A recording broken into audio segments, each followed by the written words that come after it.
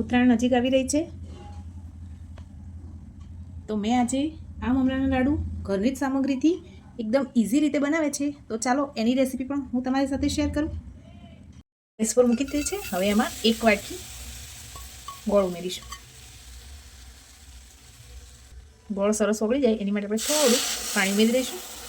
ગોળ આપણો ઓગળવા લાગે છે. હવે એમાં 1 ચમચી ભરીને ઘી ઉમેરી દઈશું. 1 વાટકીમાં આપણે આ રીતે પાણીમાં થોડું ગોળ ઉમેરી અને ચાસણી થઈ છે કે નહીં એ ચેક કરી લઈએ. આપણે ગોળની ચાસણી સરસ બનીને તૈયાર થઈ ગઈ છે. હવે જે વાટકીના માપથી આપણે ગોળ લીધેલો એ વાટકી ભરીને 3 વાટકી આપણે આમાં મમરા એડ કરીશું. ચાળીને સાફ કરી દીધેલા છે. હવે ગેસની ફ્લેમ ઓફ કરી અને મમરાને મિક્સ કરી લઈએ. ફ્રેન્ડ્સ, મમરા આપણા સરસ મિક્સ થઈ ગયા છે. પાણીવાળું સહેજ હાથ કરી અને આપણે લાડુનો શેપ આપી દઈશું. ફ્રેન્ડ્સ, મમરાના લાડુ બનીને તૈયાર છે. તમને આ રેસીપી કેવી લાગી છે એ કમેન્ટ કરવાનું ભૂલતા નહીં. લાઇક, શેર અને સબસ્ક્રાઈબ કરી દેજો. Thank you.